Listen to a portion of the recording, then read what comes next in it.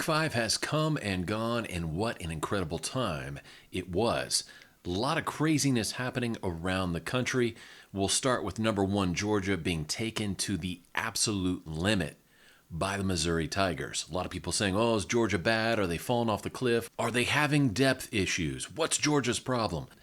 There's two big issues that people need to take into consideration. Number 1, the SEC is the SEC.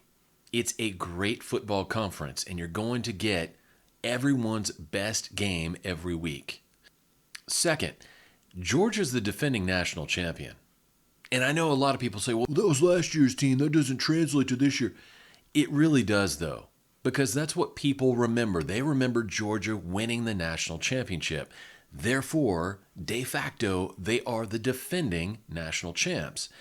And whenever the defending national champs come into your place, you're going to give them everything you possibly have.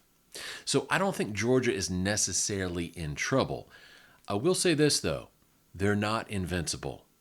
They're not the unstoppable force that everyone assumed they were going to be after the dismantling of Oregon.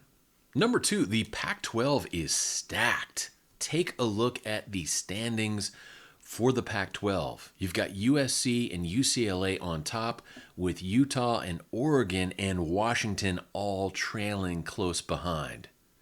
That is a very top-heavy football conference, and it's going to be interesting to see how it shakes out for the remainder of the season.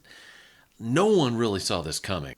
A lot of people, after USC, UCLA announced they're moving to the Big Ten, essentially said the Pac is dead. The conference is a joke. There's nothing left. Well, they're proving otherwise, because right now there are 5 top-notch teams in that conference. Things will get worked out, yes, as we proceed through the season, but it's looking really good out west right now. So if you're a Pac fan, definitely enjoy the show. Number 3, the Big 12 continues to impress and surprise. Now, the first thing people see when looking at the Big 12 standings, Kansas and Kansas State are on top, and that is something we haven't seen in a long time. More notably, though, is the depth of the middle of the Big 12. The Big 12 has probably the best middle of any conference in America. I think it's very reasonable that 8 teams would go bowling from the Big 12 this season, maybe even 9 teams. Now, whether that translates to a playoff appearance, we'll see. There's a lot of football remaining, but the Big 12 is definitely stacked. It has a great middle. We'll see how that holds up as the season progresses. Now, looking forward to Week 6, we've got a lot of interesting games on the slate. Of course, the Red River Shootout in Dallas. Records don't matter in that game. What happened the previous week does not matter in that game. It's a self-contained mid-season bowl game, so that's definitely one to watch. We've got Tennessee at LSU. It's going to be a very, very tough road test for Tennessee. We're going to see just how legit the Volunteers are this season. Also, TCU at Kansas. Can the Jayhawks keep the streak going? You've got 2 of the best teams in the Big 12 squaring off in the early window next Saturday. That should be quite good. Out west, we've got Utah at UCLA in the 2:30 Central window. That's another great game. We're going to see who's legit out west out there as well. Then we go to the Midwest. We have Ohio State and Michigan State. And we'll see if Ohio State can defend that number 1 ranking. A sleeper game in the East, North Carolina at Miami. Mac Brown very quietly has gotten to a 4-1 record with North Carolina.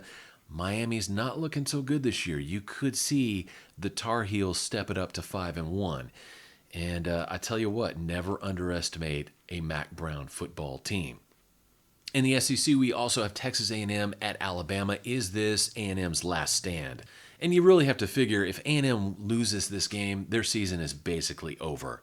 It's going to take them beating Alabama at home to salvage this season for the Aggies. Hopefully you enjoyed what happened in Week 5. It was completely out of control on a lot of fronts and really exemplifies why we love college football so much.